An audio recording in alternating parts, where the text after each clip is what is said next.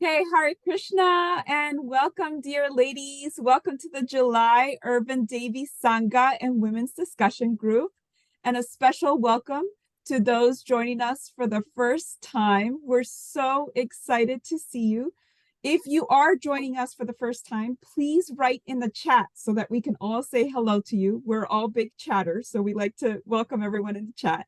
So my name is Andrea, for those who don't know me, and I co-host this monthly gathering with our dear Rukmini Walker, who is here. And I'd love to introduce our guest speaker for this month. So today, we have the honor of having Syama Sangita Devi Dasi, and just a little bit about her. She was born and raised in Queens, New York City represented. So Syama Sangita, whose stage name is Aastha Lal, is a little lady who gets big laughs. And she started her career in 2010, and she has since performed over 450 shows, headlining in some of the biggest stages around the world in cities like London, Toronto, New York, Los Angeles, Miami, Dublin, and Hong Kong. And a little bit about our topic today. It is called A Comedic Retelling of the Bhagavad Gita. I don't know about you, but I'm super excited about it. So just a little bit about it. The Bhagavad Gita, as a lot of us know, is the most revered book in the world. It's an ancient text that is as relevant and as helpful now as it was when it was spoken 5,000 years ago on the battlefield in India. So we're going to join Syama as she takes us on her journey into Sri Krishna's main teachings of the sacred book, but it's going to be told through her very special lens, that of a stand-up comedian. So let's welcome Syama. Thank you so much, Syama, for coming. The floor is yours. Thank you so much for having me, and just for you two that are organizing this, I appreciate it, because it's not easy just to wrangle everybody every single month. So thank you so much for your service.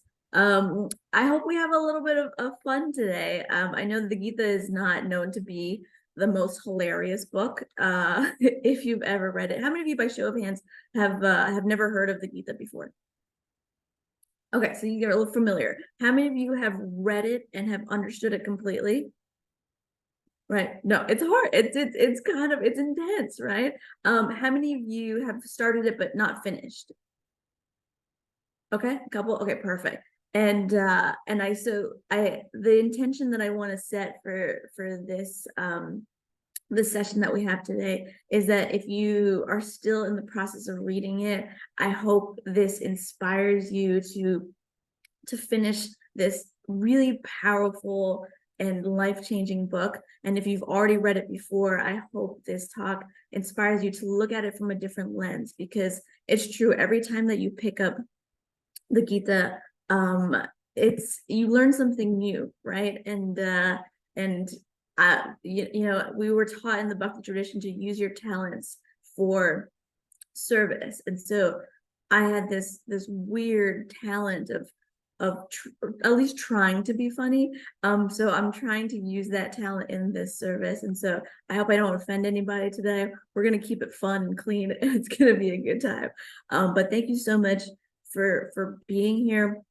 Thank you so much for sharing your energy, because you could be anywhere right now. You could be at the farmer's market right now. Please don't leave the Zoom and go to the farmer's market. Please don't do that. But you could be anywhere right now. And so I'm so happy that you're here spending time with us this morning. I have a little bit of a PowerPoint presentation. It is 75 slides, but I don't want to scare you. It's mostly actually just pictures. That is what we're doing today. That's how I learn, mostly through pictures. So do not be scared of the 75. We're going to go through it really fast. I don't like reading too much, even though this entire talk is about a book. So can you guys see my screen? Yeah, thumbs up. Okay, perfect. So yes, it's a comedic retelling of the Bhagavad Gita. I'm going to try to talk about the main themes overall, but try to have a lighter lens through it. It is such a beautiful and powerful book, and it has changed my life in so many ways. And I'm sure it's changed a lot of your lives too. And if you are very new to it, then we're just going to go over the main themes of what this very incredible and powerful book is. It's my favorite book, so I hope you enjoy the presentation. I love giving this presentation. I don't know if you can tell. And so thank you so much for being here with me today. So it is a book, right? And it is a famous book. It is, if you ever look at it, it's about this thick, 18 chapters, 700 verses. And I promise you, we're not going to go through all 700 verses today. And what's interesting about this book, and when you compare it to other more like spiritual texts out there in the world, where a lot of them are like fables and there's stories within a book and there's multiple lessons to be learned. This is just one long conversation between two people. That 18 chapters, it's like you're reading someone's WhatsApp conversation for 18 chapters. Just bing, bang, bang, bang, boom. Just one conversation. And I love eavesdropping. I don't know about you guys, but we're eavesdropping on this conversation. And it's super, super exciting. And what's fun is that there's only two characters. There's a whole bunch of backstory about a bunch of other characters. We're not going to get too much into that today, but it's simple. It's just two characters. Krishna, who represents this supreme being, and Arjuna, who represents us. And he's kind of going through an existential crisis. How many of you, by show of hands, have gone through an existential crisis before? Especially during the pandemic? Yes, I see a lot of hands, right? I mean, it happens to me every day. Arjuna is asking questions, the questions that we ask when we are having those crises, right? He asks, who am I? What am I doing here? Why do I have bad days? Why do I have good days? Well, how do I control this monkey mind of mine? All of these are never exact quotes in this entire presentation. I just want to let you know that I'm paraphrasing everything. So do not direct quote me, be like, Krishna said this. Like, Arjuna definitely didn't say monkey mind, but essentially that's what he said. And so I love that there's only two characters, and these characters are Krishna, and you'll always see him wearing a little peacock feather. And then Arjuna, who the distinguishing character is, he's a soldier, he's a warrior. We'll get into that story too, but he always has a little mustache. And so he always reminds me of like the little guy on the Pringles can with the little mustache. So every time I see Arjuna, I think of the little Pringles can. And so I hope you never, like, you always walk through a grocery store, and whenever you see Pringles, I want you to remember this presentation, okay? Because I want you to remember this epic conversation with Krishna and Arjuna. So, and these two are famous. They're famous throughout the world. I mean, I was just in Indonesia like 6 months ago, and there are statues of Krishna and Arjuna and this epic conversation that they're having, right? And so I tried to find some different pictures, because we've always like seen the same typical one. So I tried to find a couple of different pictures of this beautiful duo of Krishna and Arjuna. So I found you the black and white version, right? That's beautiful. I found you the cartoon version. Isn't that crazy? I mean, they look very handsome. Look at that Krishna's jawline there. That's a very sexy jawline. Sorry, I'm gonna say sexy sometimes. Okay, sorry. But anyways, very cartoon version. There's this version that I couldn't afford because it's a stock image, but I decided to throw it in the presentation. But that's a really, really cool image too. It was a very low budget presentation, guys. There's also a full frontal version, right? This is a kind of a cool version, right? There's also this version that's in wood where Arjuna looks a little sleepy, but we'll get to that too. There's also this version that they're in the universe and they look cool. And there's this one particular horse that is really excited to go into battle, you know what I mean? So like there's that version. There's also the clip art version. You know, this is one of my particular favorites. And then there's also this version of Japanese anime, Krishna and Arjuna. Isn't that the coolest thing you've ever seen? Look at Krishna's abs. Oh my God, I can't. This is too wild. But anyways, you see the running theme. There's always like a peacock feather, and there's always Arjuna wearing a little mustache. And so I just love this conversation. I wish I could just eavesdrop. I wish I was there.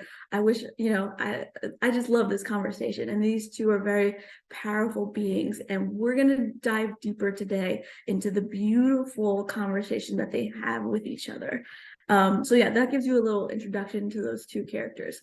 So why are we on a battlefield? Okay, so every time you pick up a Gita in your hand, you see this image of Krishna and Arjuna and a bunch of white horses, and they're on a battlefield. I thought this was like a really cool watercolor painting. I don't know why those children are sitting there on the battlefield. I feel like that was like an error by the painter. I think it was painted by someone who wasn't like in the Bhakti yoga tradition. He's like, let me just put these children on this battlefield. Wouldn't that be hilarious? So pretend the children aren't there. But I thought, if I could crop the children out, like, isn't that an epic, like, watercolor? Like, it's so beautiful. Like, I love this picture.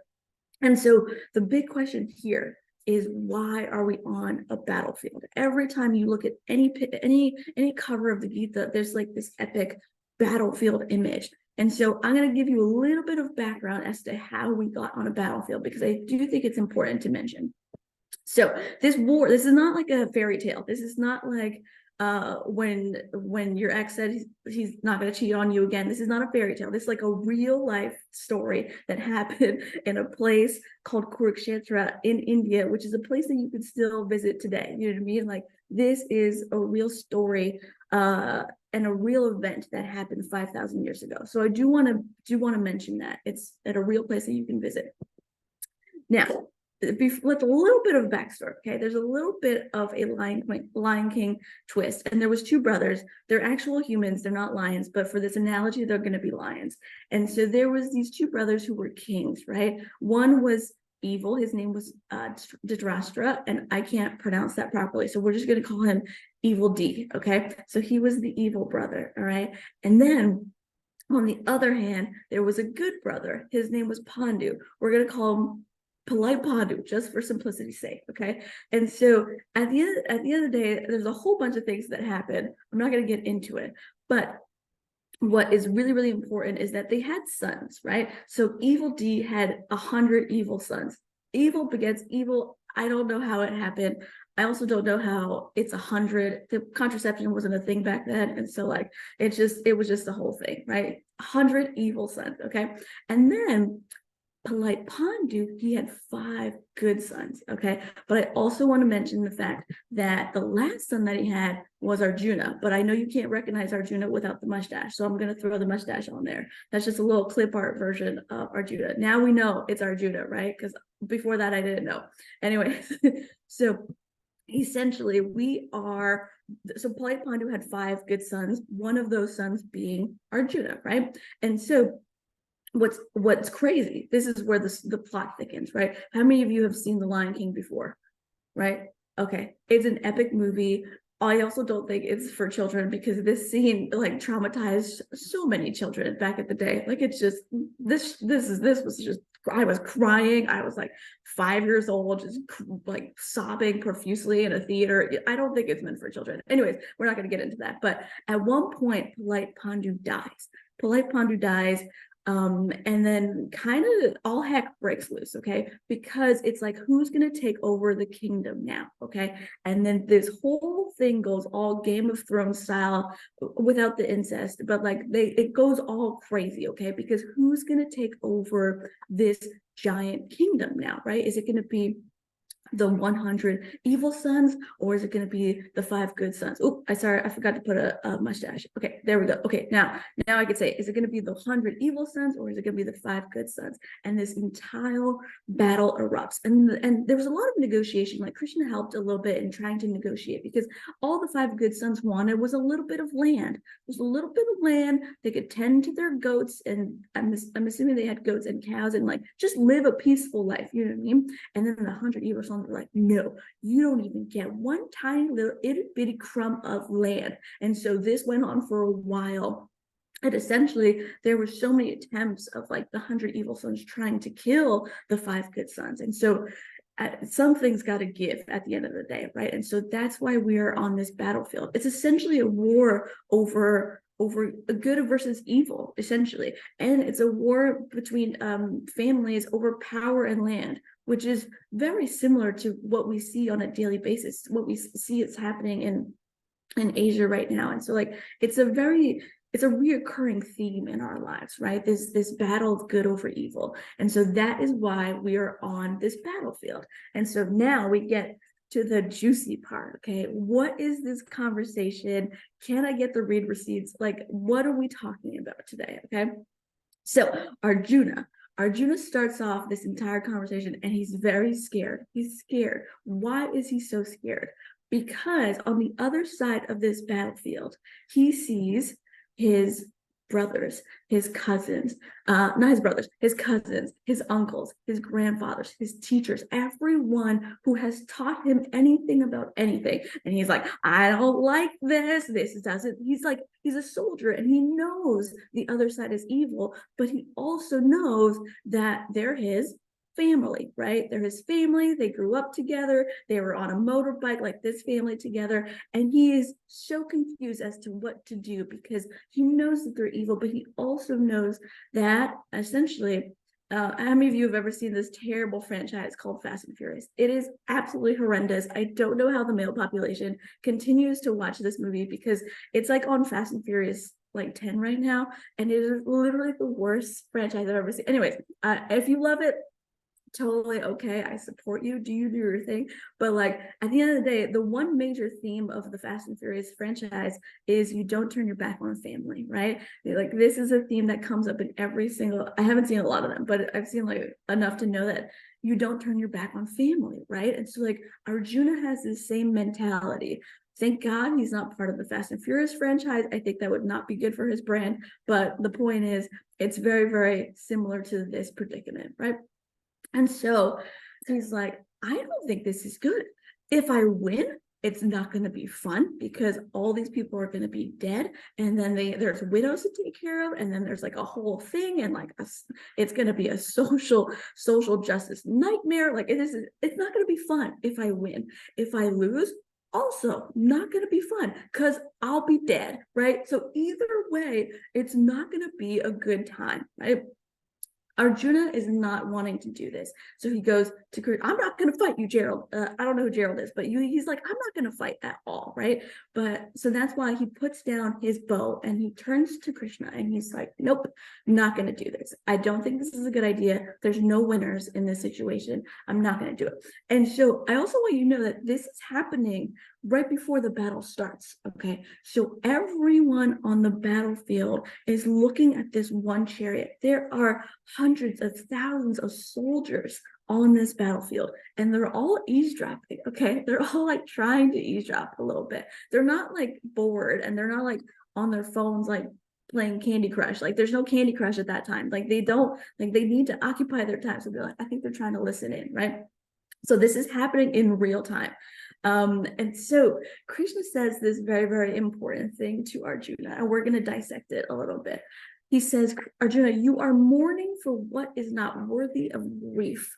A wise man laments neither for the living nor the dead. Ooh, that's a powerful statement. But what do you mean, Krishna? Like, are we not supposed to feel sad for the dead? And so Arjuna is hearing this for the first time, and we are trying to understand what Krishna's trying to say, right? So it brings us to this very first lesson of the Gita, one of the most important lessons, the lesson that probably every single one of us on this call, even though we've heard it time and time again, it is such a powerful lesson because we associate with our bodies so much on a day-to-day basis. And sometimes we forget, actually, oftentimes we forget who we truly are, right? So we are actually, Krishna explains this, we are actually the soul. The soul is in our heart, and every single lifetime that we have, we move on to a different body at the time of death, right? And so the soul stays the same. There's a little baby boy, and there's a little teenage boy, and then he becomes a man boy, not a man boy, but a man, and then slowly the body degrades. But the soul was the same thing the whole time through, right? It's kind of like the soul is our passenger and the body is a car. So it's the same soul. So pretend we're that tiny, like that little black soul that I just put up on the screen there, right? And when we're a kid, we have a lighter body. How many of you have been in one of those yellow and red little? I love this. When I was a kid, these things were the bomb. Okay, I don't know who says the bomb anymore, but anyways, but these things were so much fun. Okay, and then we grow up. But our soul is still the same. We just shift to a different body. So teenage me was metaphorically and spiritually driving this 1995 Honda Civic, okay? And that's what I was doing. I was at university, and I was the only person who had a car, and it was a really beat down car, and we would drive it to Wendy's to get little Frosties. I don't know if you guys, I don't know if we're allowed to eat Wendy's Frosties, but I ate a lot of those back in the day. But that was what my teenage body was, right? And then your body gets older, right? The car gets older, and then it gets into the minivan phase, right? When you have kids, when you have responsibilities, the car is slowly and slowly getting older. But remember, our soul is staying the same. Eventually, our car breaks down, okay? All of our cars are eventually going to break down. All of our bodies are eventually going to break down. But what Krishna is trying to say here, that we start back again from the top over and over again, right? Makes sense? But their soul has been consistent all the way through. And you know what's so interesting is that I might be an Indian female in this lifetime, but I might be something else in my next lifetime, right? I might be a Korean pop star in my next lifetime, and the lifetime after that, I might be a Guyanese woman, and the lifetime after that, I might be a purple Teletubby, right? Like it just continues. You might go into different lifetimes, right? And so that's probably not anatomically possible, but you get what I'm trying to say, right? And then Krishna says, as a person, I can't read the top part, but you guys can read it. As a person switches garments and wears new ones, at the time of death, the soul casts off its worn out body and enters a new one, right? So he's bringing in this notion of reincarnation. And what's interesting, it's kind of like if you're ever at a fashion show and the model walks out and she's wearing a particular dress. But what this analogy is I'm trying to state is like every time she goes backstage, she changes her dress. The model doesn't change, the dress changes. And every lifetime is a new runway walk. She goes backstage, she picks out a new outfit, a new body, and then she walks back out. And that's what we're doing lifetime after lifetime. If you ever if your feet are tired, it's because you're walking the runway over and over again. And I know it's crazy, right? And I'm getting tired. I don't know about you guys. I'm getting super tired. So we'll talk about how to get out of that. And it's like you're tired because it's this clip from Friends, which I love. You're like, could I be wearing any more clothes? And we have been walking in all of these different outfits for so long. And it feels heavy, we like bring so many things from our past lives. We bring our past life impressions, entanglements, karma, baggage, you know what I mean? We bring all of that lifetime after lifetime. And so a lot of what we're trying to do is heal through a lot of those things. And we'll talk about a little bit about that. So what happens now? So this notion of reincarnation is very, very important. And I do this joke in my stand-up, actually. And I'll just tell you the joke. So reincarnation is kind of like having a Costco membership. You go in and you buy a brand new mattress, and then 80, 90, 100 years later, you return the mattress and then get a brand new one. That's like reincarnation. You just get a new life after you've soiled and disgusted the last one. God bless the Costco return policy. So essentially, that's the joke that I like to tell about reincarnation. It's like, it's true. You can return anything at Costco. You can use toilet paper and return it, and they'll be like, here's your receipt, like, here's your refund. You know what I mean? It's the craziest thing. I don't know how they make money, but I love Costco. I'm a big fan. That's how I like to spend my Saturday nights. Anyways, I hope you enjoyed that joke about reincarnation. And then he brings up this notion of the soul, right? Krishna talks about the soul. We've all heard about the soul, but like, what is the soul exactly? What's interesting is about a lot of Bhakti yoga scriptures actually go into detail describing the soul. And the Gita does that a little bit too. Krishna says the soul is eternal and indestructible. Isn't that kind of a beautiful statement? What does he mean by that, right? He says the soul is essentially Wolverine, okay? I don't know if you guys know X-Men, but Wolverine is essentially the one that can't get killed, okay? The soul equals Wolverine, okay? I told you, the PowerPoint is just going to be mostly pictures, okay? It's just mostly pictures, and I hope this was a fun one, okay? So the soul essentially, Krishna continues to say, the soul cannot be cut up by any weapons. It cannot be burned by fire. This is one of my favorite gifts. This is fine. It cannot be drowned in water. The soul cannot be withered in the wind, okay? Because the soul is indestructible, okay? The soul is so powerful. Every lifetime that we go through, we've had so many different bodies and bodies and bodies and bodies. but the soul has been the same regardless of our outside covering. It has been the same, and it has been indestructible. Because why? The soul is Wolverine. Okay, this is now, it's a sexy Sunday morning. Aren't you glad you guys got Urban Davy came to this presentation? No, I'm joking. Anyways, so Krishna essentially says, don't be sad. Arjuna, you have nothing to be sad about, because you're not doing anything. They're going to die eventually, but their soul will move on. So do not worry. Don't be sad, right? And so you need to do your duty. At the end of the day, you're a soldier. You have to report for duty, right? Imagine the soldiers in our life that are actually good soldiers. If they all decided to quit one day, it would put us in as townspeople or as city people, wherever we are, it would put us in a precarious situation, right? So we need our soldiers to do their duty. So that was the first lesson. Okay, I'm going to do a pop quiz at the end. So remember, the first lesson was body versus soul. All right. And the second lesson is this beautiful lesson of detachment. And this is, if we can perfect this lesson, I promise you, there will be less anxiety and stress in your life. I promise you, because I've been working on this my whole life. And the days that I get it right are the days that I have the most stress-free life. And so how do we get to detachment, right? So Krishna says, do your duty without attachment to success or failure, loss or gain, victory or defeat.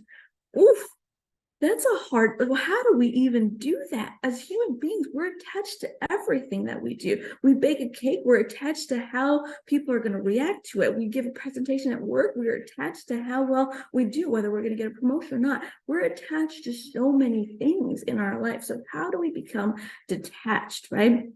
I'm going to tell you a little story, and this is, I've been doing stand-up on and off for 12 years, and this was the name of my first hour-long show. It was called Don't Die of Constipation, a comedy show about letting go.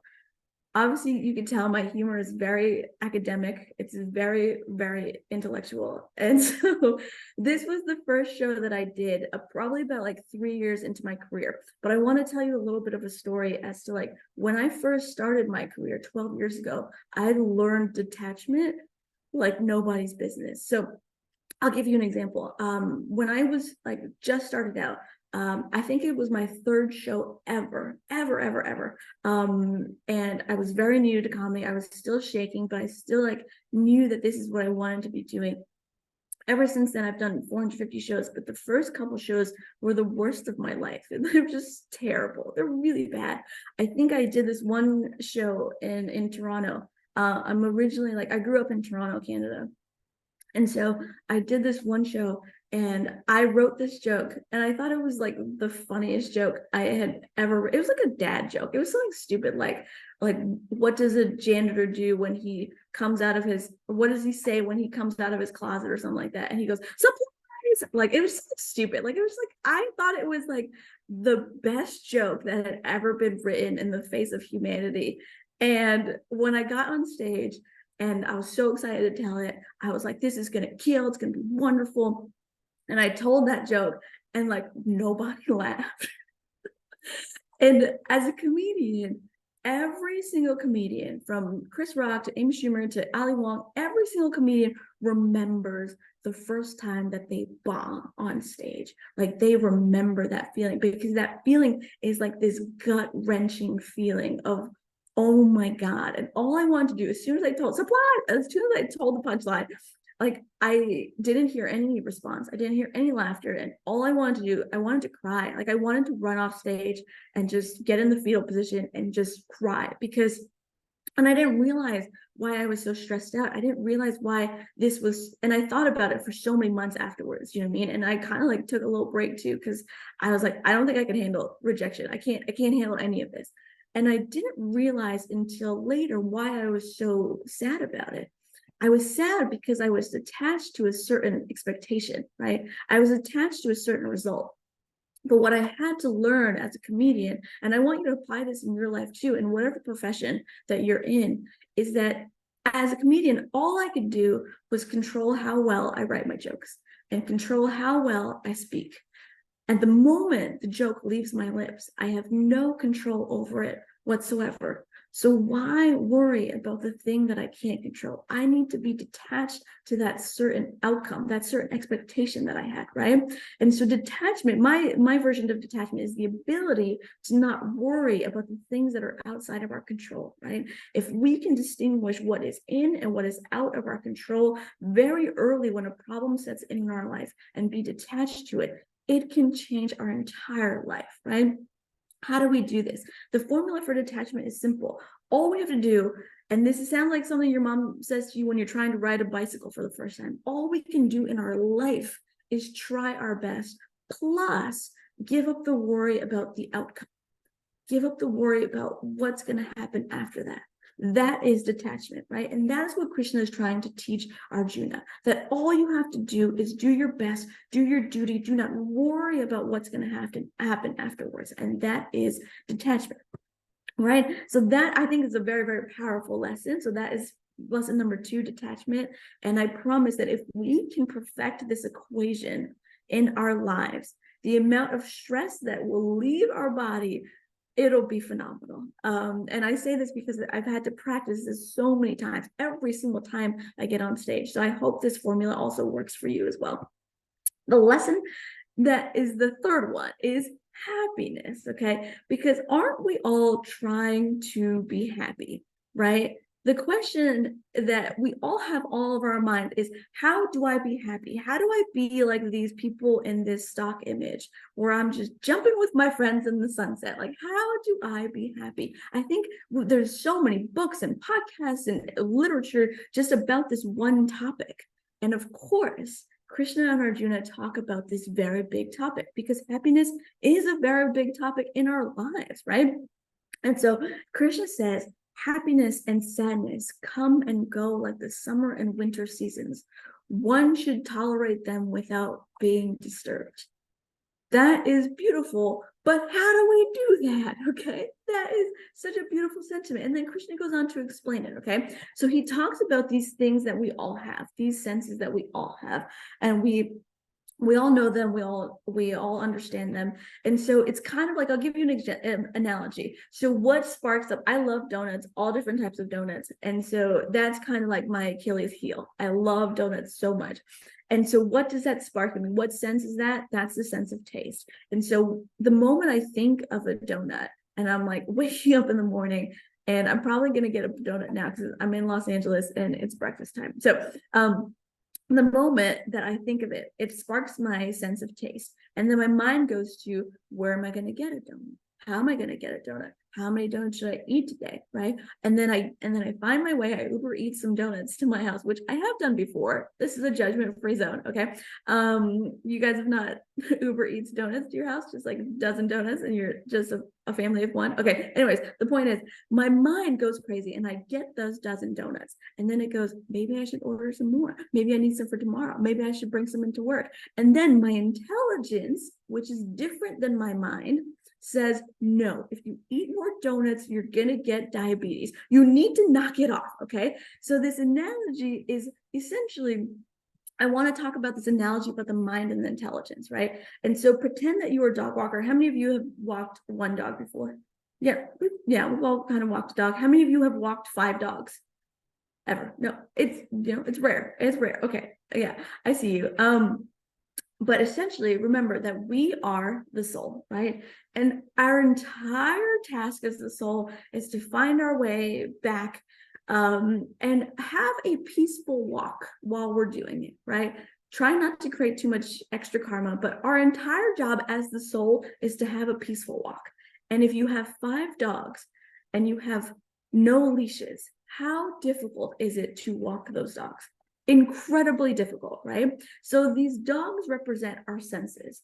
If we have us and just the senses, it's going to be crazy. These dogs are going to be peeing everywhere. They're going to be trying to hump things. Like, they're going to just be wild. They're going to be wild. They're going to eat things off the floor. It's going to be crazy. So our mind is kind of like the leashes, right? It kind of harnesses them. It harnesses them. But the leashes alone, you could still have a dog on a leash and it could still hump another dog. You know what I mean? So like, there's something that needs to rein that in. And that is the intelligence. So the holder of the leashes is the intelligence.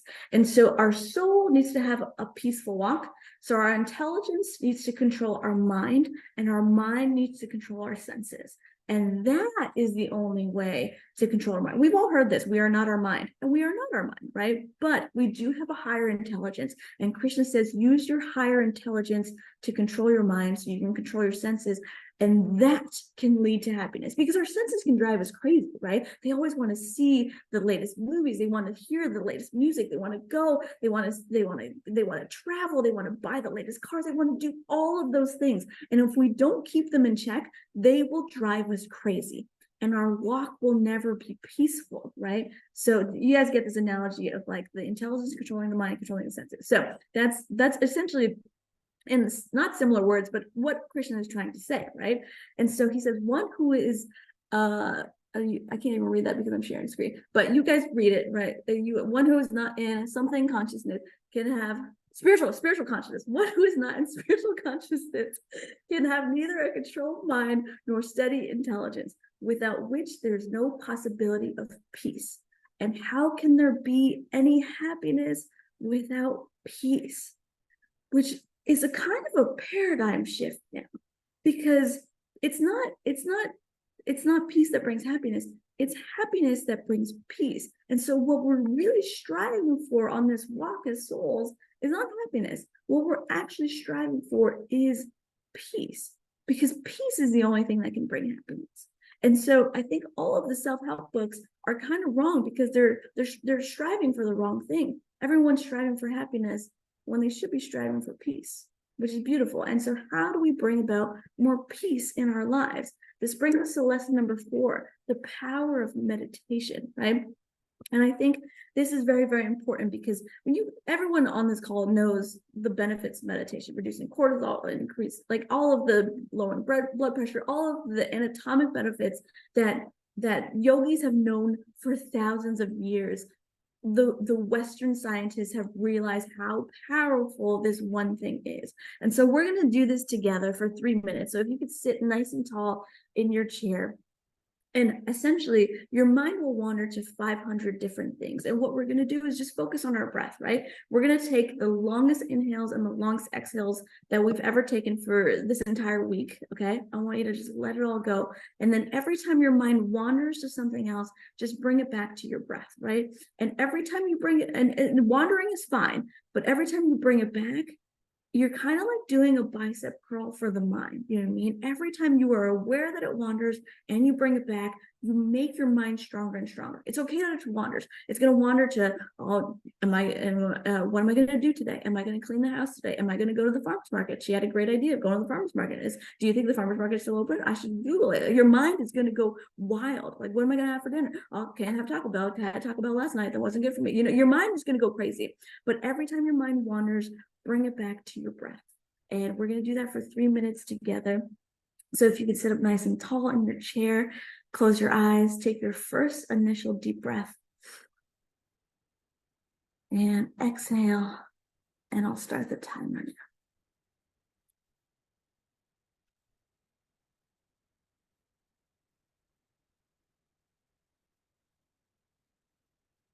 Just very long inhales and even longer exhales.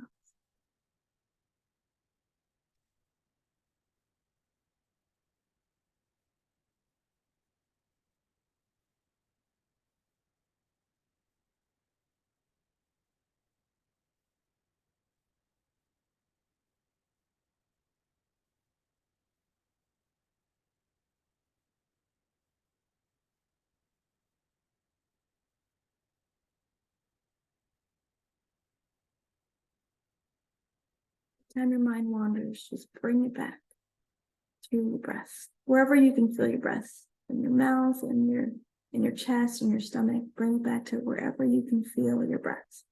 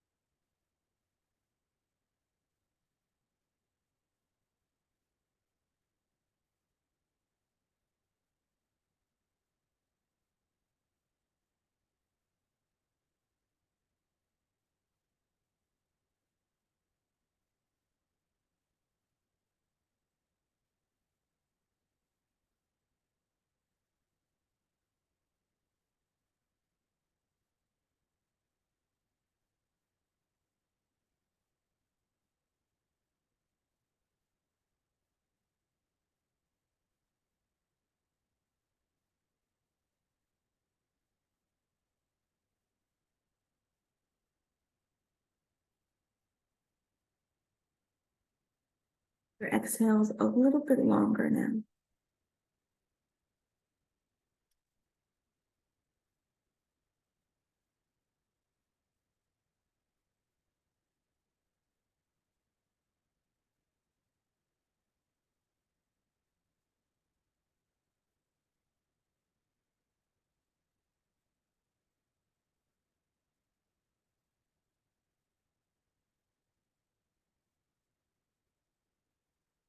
And one final inhale. Final exhale. All right, and when you're ready, feel free to open your eyes. Don't you feel better already? Like, the body is beautiful, you know what I mean? Biology is beautiful. Just putting a little bit of attention, a little bit of breath, literally can de-stress you like immediately, right? And Krishna knows this. Krishna is talking to Arjuna about the power of harnessing his mind. Arjuna says, my mind is like a monkey mind. It's crazy to harness. It's like the wind, but through the power of meditation, Krishna says that it is possible. And this notion of like focusing and like putting our attention to something deeper is something that can change our life. And then it brings us to almost the last lesson. We have two more lessons really quickly.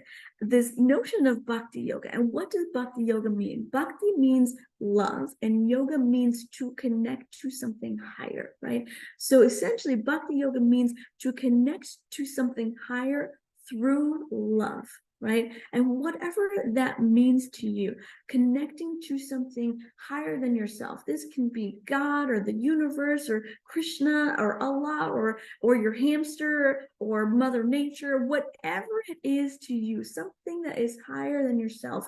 The Krishna says the purpose of our life is bhakti yoga, is to use our life in service, to use our life to connect in a loving relationship with something higher than ourselves.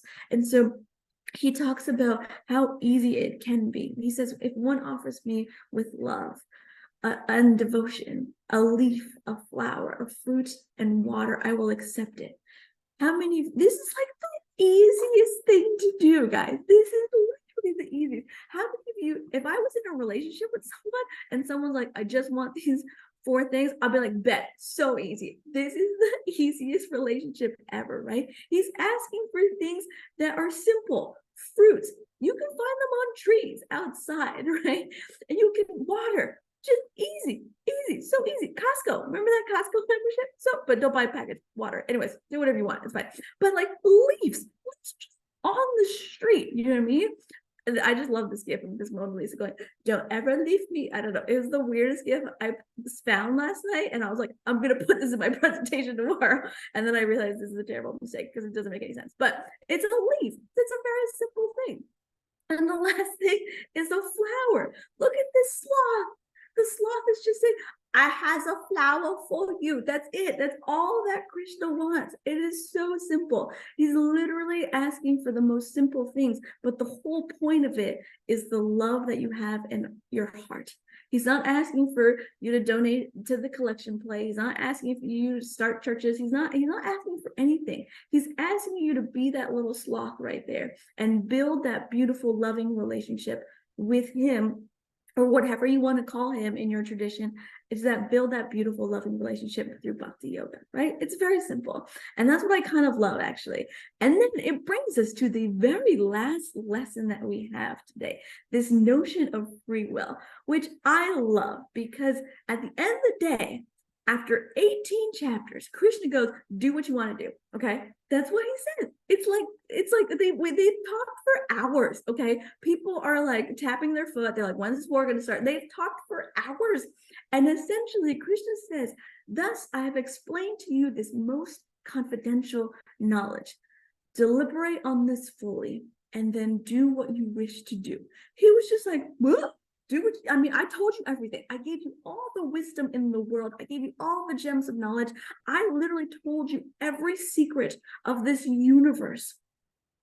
And now he shrugs and he goes, do what you want to do, which is such a beautiful thing. It's not like worship me or I will condemn you. It's not like this like sin-driven thing where it's like, you have to do this. Like, Krishna doesn't want forced love, you know what I mean? He doesn't want, like, nobody wants forced love. Nobody in this room, like, wants to be in a relationship with someone who's forced to be in love with them. That's just, it's bonkers. It doesn't make any sense. And Krishna says the same thing. Like, at the end of the day, I've given you everything, but it's not up to me. You have the free will to decide whether you want to do your duty, whether you understand this knowledge, whether you want to come closer to me or not.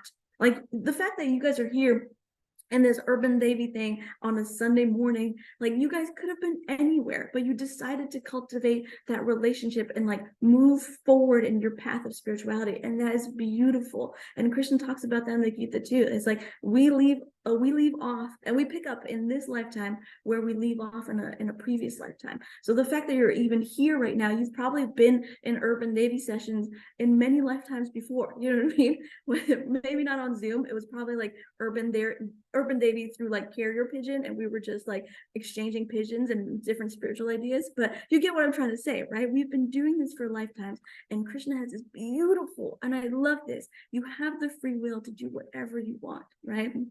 And I love that. So the summary is what we remember, the lessons, right? The first lesson is this beautiful notion of the body and the soul, right? Understanding that we are not this body. Eventually that car that starts off brand new and crisp in that red and yellow little toddler truck thing, it eventually breaks down, but we start back up again, right? The second notion of detachment. At the end of the day, trying our best in life and not worrying about the things that are outside of our control. Lesson number 3 is happiness. And how do we do this? Understanding that we have 5 senses. They can drive us crazy, but if we put them on leashes and then use our higher intelligence to keep them in check, then we can also bring about more happiness in our life and also more peace. And how do we sustain that? It's through meditation, right? And Krishna talks so much about the power of meditation, and we've all felt the power of meditation in our lives. And the second last lesson is Bhakti yoga, right? Developing that beautiful relationship with whatever you think is higher than yourself in that personal, sincere, and intimate relationship. And the last one is free will. You have all of these lessons, but you also have the free will to reject it or bring it closer into your life. And that is essentially the summary. I wanted to talk to you about something that, if you are interested in learning more about the Gita, my friends and I started a podcast where we go verse by verse by verse through the entire Gita. And it's on Spotify, it's on a whole bunch of things. I'll send the link in the next slide. But this is an all-female devotee podcast crew, and I wanted to introduce it to Urban Devi because I think you guys would appreciate it so much.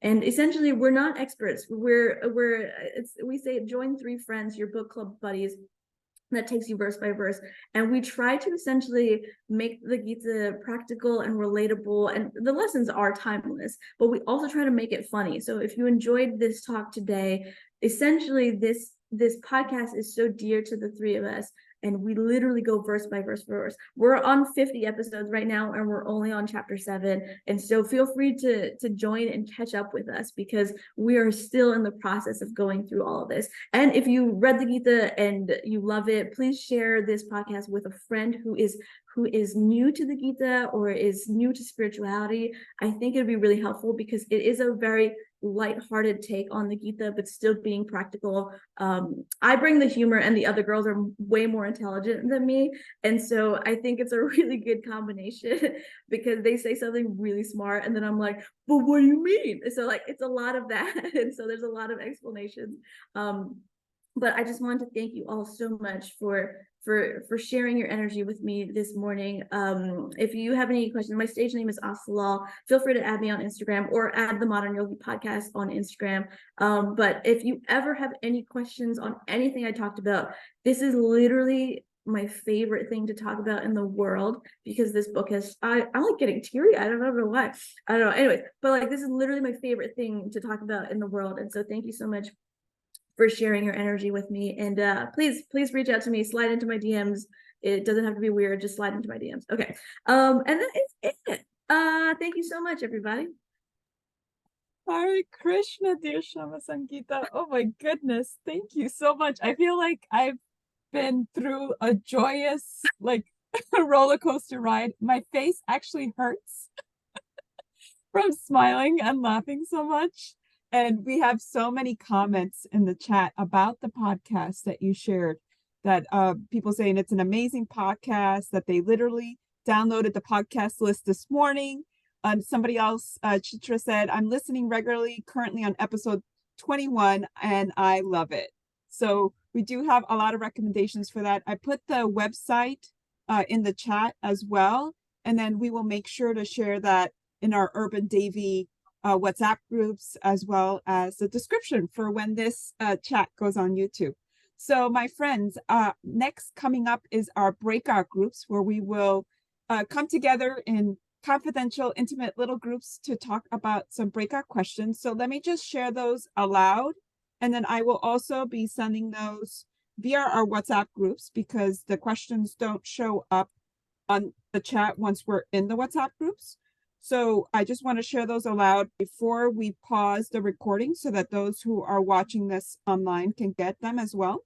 So we're going to be talking about, what are your favorite parts of this very important conversation? What is the first verse you ever heard from the Bhagavad Gita that has stuck with you? And has the Gita ever helped you or someone you know during a difficult time? If so, what was that time and how did it help? So I'm going to pause the recording. We'll be right back, YouTube, with some discussion, ladies. Okay, so welcome back. Welcome back to all of you who were in breakout rooms, and hello again for our YouTube viewers. So we are in a Q&A and reflections section of our Urban Devi.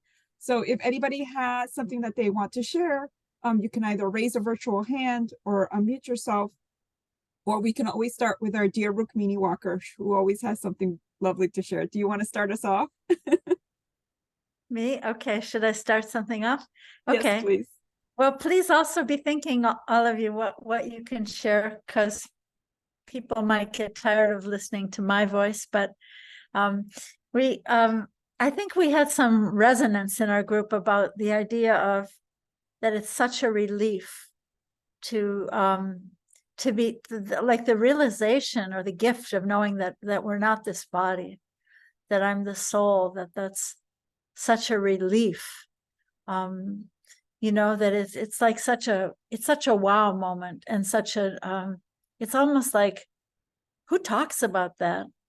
And I think this is a great gift of the Gita, and also Prabhupada's emphasis in the Gita. Sometimes I feel like it's like I'm listening to Prabhupada say that over and over and over again. And sometimes I feel like, Prabhupada, I've got it. But maybe could you tell a story of Krishna? I mean, I understand that. Could you talk about something else?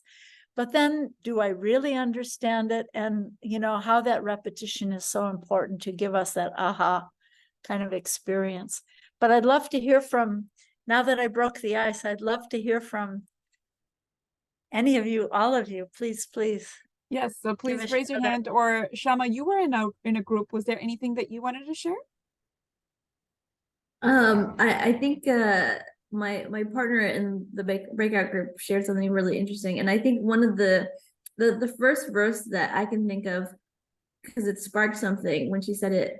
My favorite verse that always stuck with me, and the first verse I ever heard, I went to like this random Hindu temple when I was like 11 years old, and the first verse was on this wooden plank, like on the wall, and it said, "For the one who sees me everywhere and sees everything in me, I am never lost, nor is he ever lost to me." And as like a 12-year-old, I was like, who's me? Who's me in this situation? And I remember that verse and being so confused by it, but so enamored by it at the same time. It was so confusing. And then as I grew older, that ended up being my favorite verse, because just to see the divine in everything is so hard and so simple at the same time. And that's the verse that has always stuck with me, and it's my favorite. Thank you so much for sharing that. Does anybody else have something that they want to share, or if you have any questions for Syama, this is a great time to do it. Hi. Oh, excuse me. Yeah. Hi. Well, actually, Mother Rukmini actually asked me to share this, so of course, and I thank you. I'm a daycare assistant teacher, and this this whole session was unbelievable. I just want to thank you so much. And the part that really got me was the free will and the senses. And like I always do, laughing on the outside, crying on the inside. But once I walk into work, it's about them 8, 9 hours a day. And I'm usually with my 2 year olds.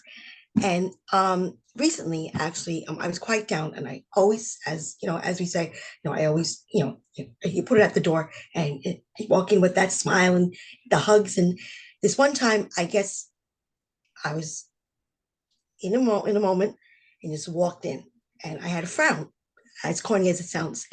And one of my little guys, who's nonverbal, was playing.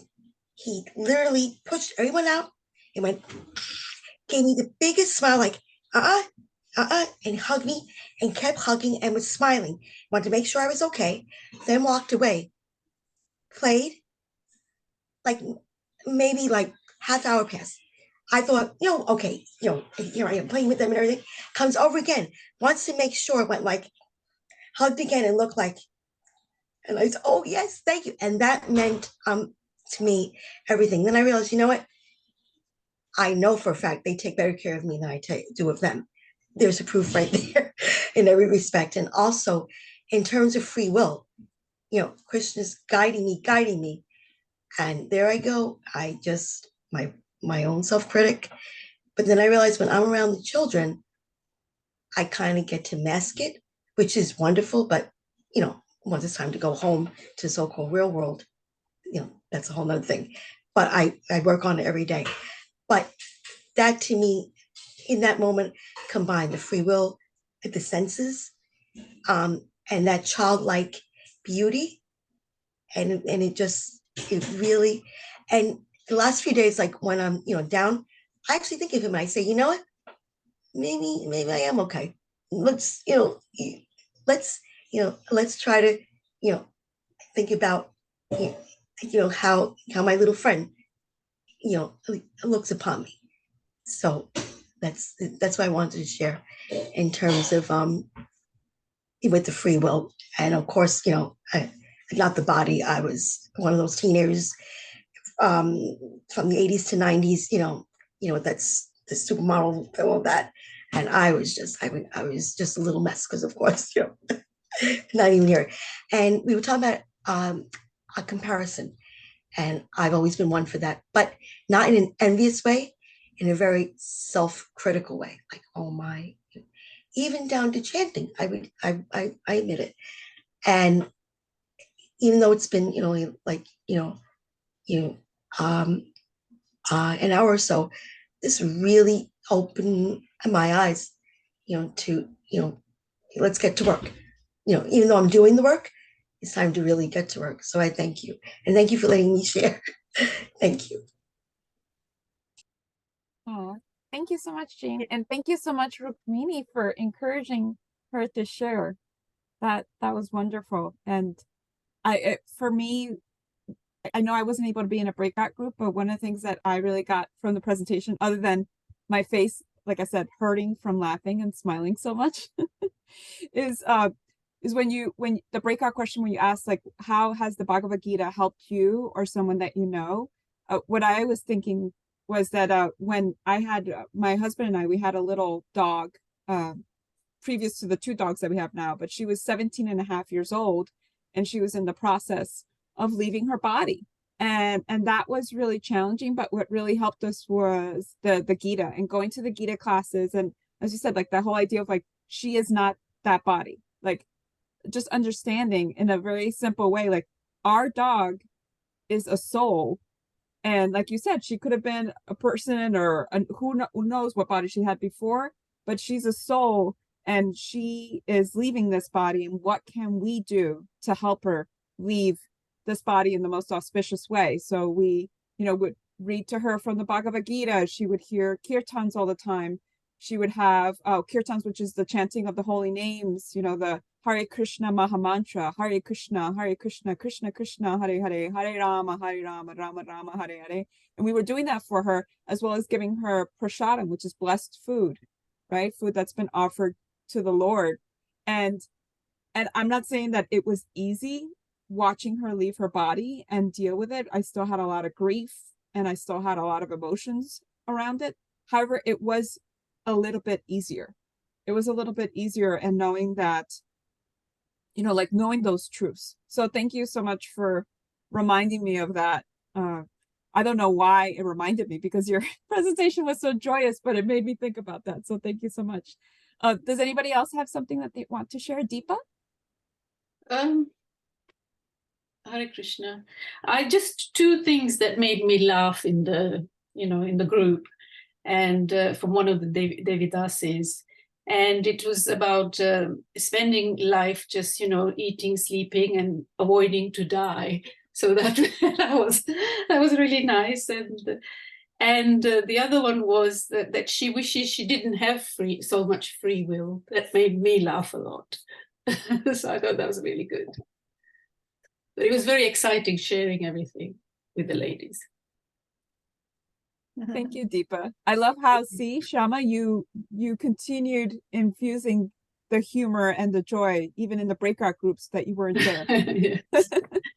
Rukmini, was Yes, there I mean, something I else? really liked your presentation. I found it like the simplicity of it. And of course, it's funny, but the fact that all that heaviness goes, because there are times when I'm thinking of the Bhagavad Gita and I'm like, oh, really?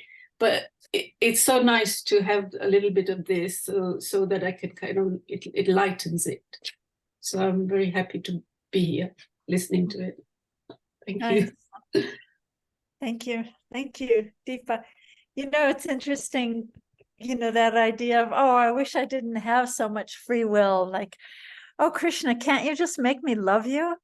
I mean, here I am just wallowing in my own self-ego and, all of my stuff, but can't you just make me love you? But that would be so counterproductive, wouldn't it? Because love always has to be free, and it can never be forced. And, it's interesting, hearing from Jean-Michel and what we can learn from the spontaneity of a 2-year-old or a baby, and how we can be so self-reflective of, just being able to see ourselves in a different way through someone else's eyes, even a little baby, even a little 2-year-old, and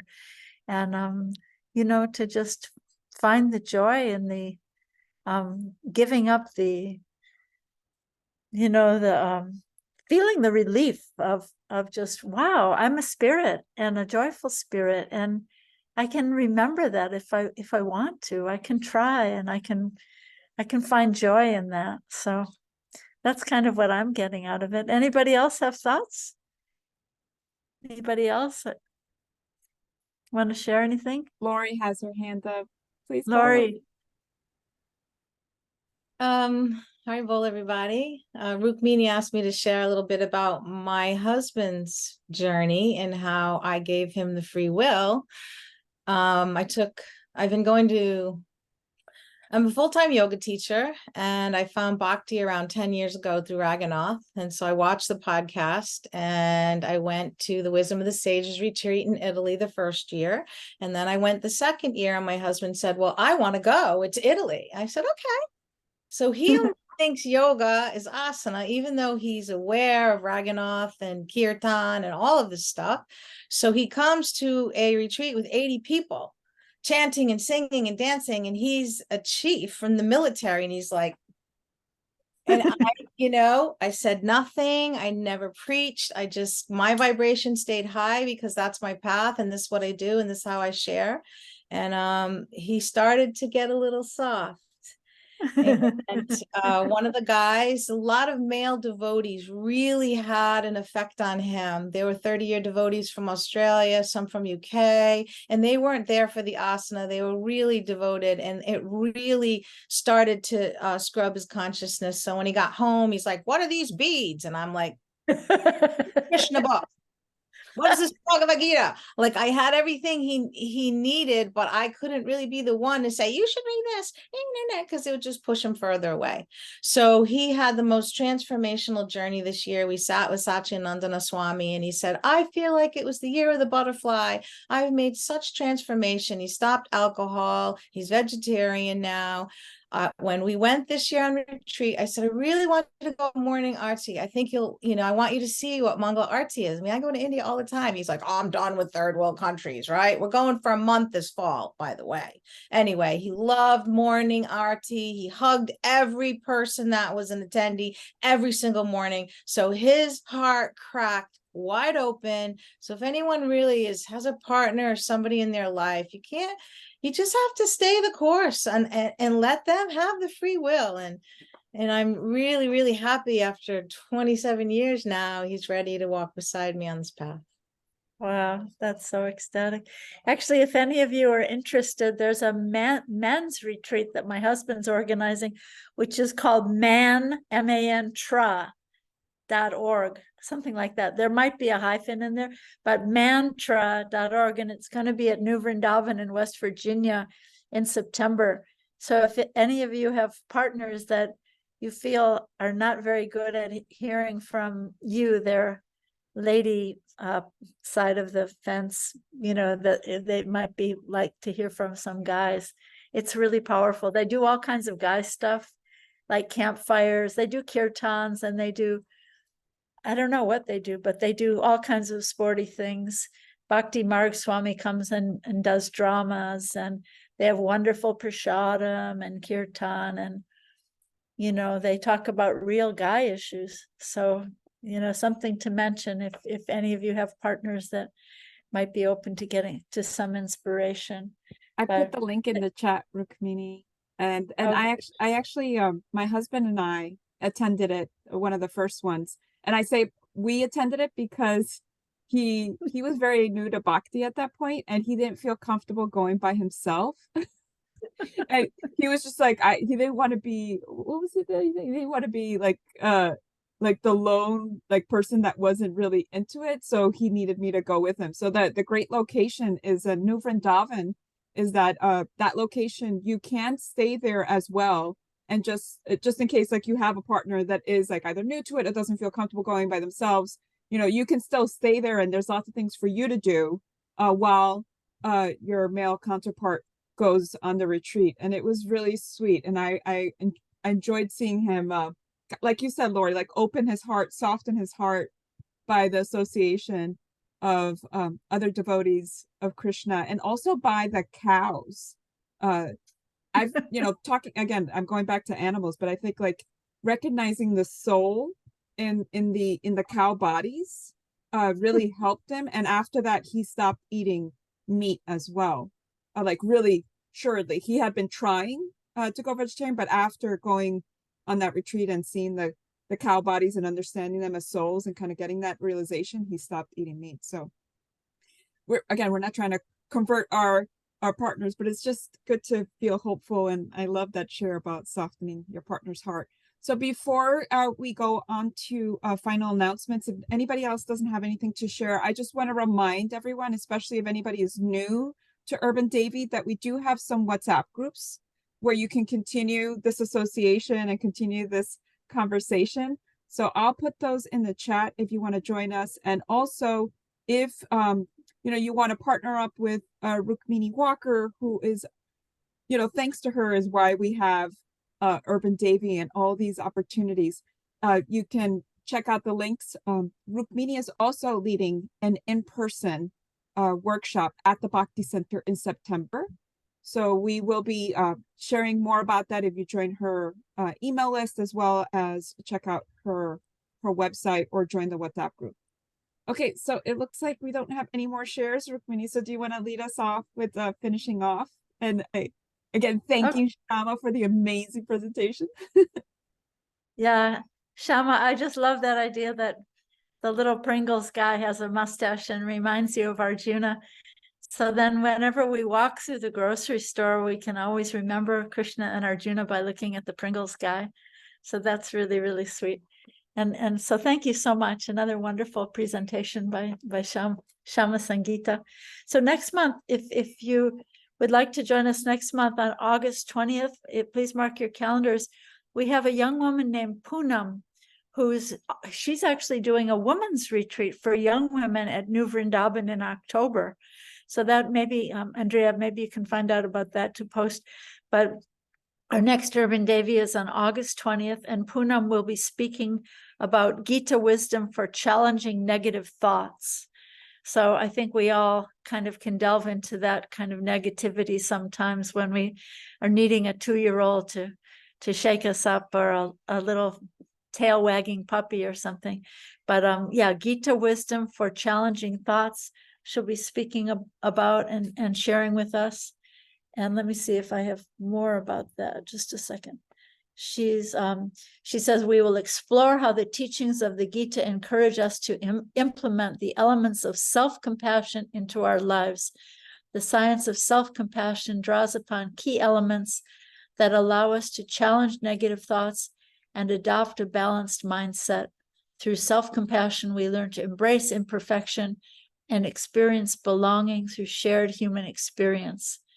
And then she goes on, so quite a lot about self-compassion, which I think is helpful for all of us, you know, negative talk, self-correcting, self-critic type of Devis, that sometimes we can go into that space. So thank you all so much for being here. Thank you, Andrea. And thank you, Syama Sangita, so much. Hare Krishna. Thank you.